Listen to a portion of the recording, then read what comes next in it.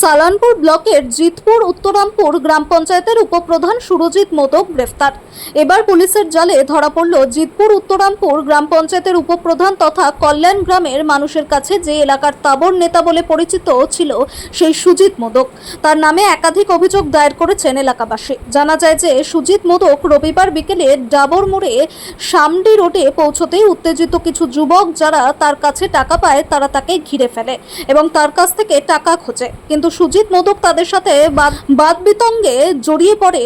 এর ফলে উত্তেজিত যুবক তাকে ঘিরে ফেলে। ততক্ষণে ঘটনাস্থলে রূপনারায়ণপুর ফাঁড়ির পুলিশ পৌঁছে কোনো রকমে তাকে ভিড় থেকে বের করে রূপনারায়ণপুর ফাঁড়িতে নিয়ে যায়। পরে লিখিত অভিযোগের ভিত্তিতে গতকাল গভীর রাতে তাকে গ্রেফতার করা হয় এবং সোমবার আসানসোল আদালতে হাজির করা হয়। অভিযোগে জানানো হয় যে পদের অপব্যবহার করে চাকরি দেওয়ার নাম করে বহু বেকার যুবকদের কাছ থেকে লক্ষ লক্ষ টাকা প্রতারণা করে অবৈধ সম্পদ গড়ে তুলেছেন ওই সুজিত। তাছাড়া মহিলাদের অসম্মানজনক কথাবার্তা ও গালিগালাজের অভিযোগ রয়েছে। তার এই গ্রেফতারের ঘটনায় কল্যাণ গ্রামের মানুষের মধ্যে খুশির জোয়ার ফুটে উঠেছে। পুলিশ যখন তাদের আদালতে নিয়ে যাচ্ছিল তখন ফাঁড়ির বাইরে উপস্থিত মহিলা ও পুরুষরা তাদের বিরুদ্ধে চোর চোর স্লোগান দেয়।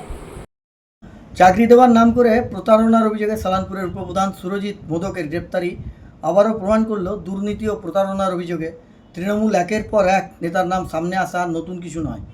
বহুদিন ধরে সাধারণ মানুষের মধ্যে এই ধারণা তৈরি হয়েছে যে তৃণমূলের রাজনীতিতে তোলাবাজি, দুর্নীতি, কাটমানি ও প্রতারণার মাধ্যমে ক্ষমতা সিঁড়ি বেয়ে ওঠাই যেন স্বাভাবিক নিয়মে পরিণত হয়েছে।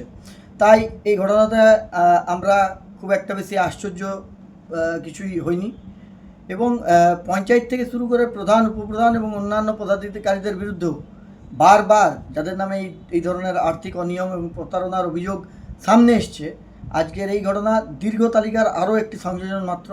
বাংলার মানুষ এখন বুঝতে পারছেন দুর্নীতির এই জাল কতটা গভীরে বিস্তৃত।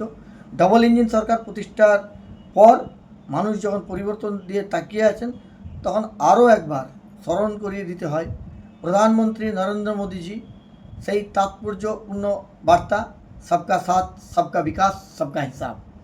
তাই আজকে দেখুন, যে প্রতারক সচরাচর যে রাস্তা দিয়ে পেরোতো সেই রাস্তা দিয়ে না পেরিয়ে ঘুরপথে বাড়ি যাতায়াত করছিল, কিন্তু পাবলিক তাকে ধরে পুলিশের হাতে তুলে দিয়েছে। এটা সূত্রের খবর। এবং আবার বলছি, সবকা সাথ, সবকা বিকাশ এবং সবকা হিসাব অলরেডি আপনারা বারাবণীর মানুষজন দেখেছেন এবং ভবিষ্যতেও আরও কিছু দেখবার জন্য তৈরি থাকুন।